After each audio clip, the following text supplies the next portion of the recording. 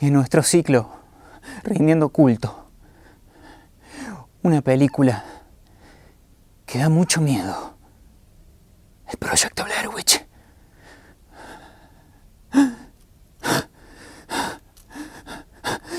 ¿Qué fue eso?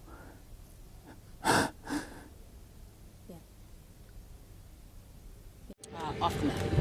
Off the map. Because I knew where we were going. Though I know there was some confusion. I'm telling you guys, 2 more hours max.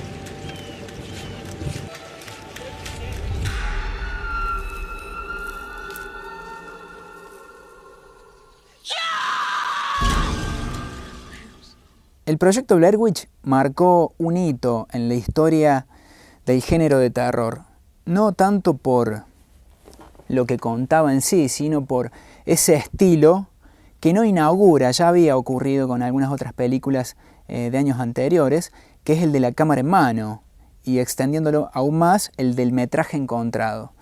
Es una película que, si bien inicia este estilo, también lo termina, porque la excusa de la cámara en mano siempre fue algo que complicó las tramas de otras películas, porque hay que encontrar la excusa de que alguien esté filmando ese hecho terrorífico en el que se ven envueltos los protagonistas. Y en el caso del Proyecto Blair Witch la excusa es perfecta, porque tenemos a estos estudiantes de cine que van a un bosque en un pueblo de Estados Unidos llamado Maryland, y se sumergen en un bosque que les tiene preparadas ciertas trampas, muy inteligentemente realizadas esas trampas si tenemos en cuenta el poco presupuesto con el que contó la película, $20.000 aproximadamente, y que la volvió una de las películas más redituables de la historia de la cinematografía mundial.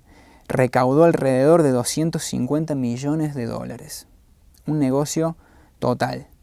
Es muy importante hablar de esta película mencionando el momento en que sucede, ¿no? En el auge, en la aparición de Internet, donde se apoyó mucho en cuanto a la cuestión publicitaria, fue esto de hacerle creer a la gente que este metraje encontrado de unos jóvenes desaparecidos era real. Se abrió una página en Internet. Los que no teníamos acceso a Internet sabíamos de esta información que nos generaba dudas, incertidumbre y por supuesto muchísima curiosidad. Y bueno, nos llegaban las versiones que en ese entonces, año 99, era más un boca a boca, ¿no? Decía, che, ¿viste esta película? Esta película que parece que unos pibes se perdieron, bueno, como que juntaron las filmaciones y todos entramos en la trampa, caímos en la trampa, lo que ocurrió a nivel mundial, y todos tuvimos esta ansiedad por ver la película que cuando apareció en los videoclubs se agotaba, que uno prácticamente tenía que reservarla la película. Y es de esas películas que uno dice, acá hubo muchísimo corazón, alma, gusto por el género, en el que todo coincidió perfectamente y con pocos recursos, ¿no?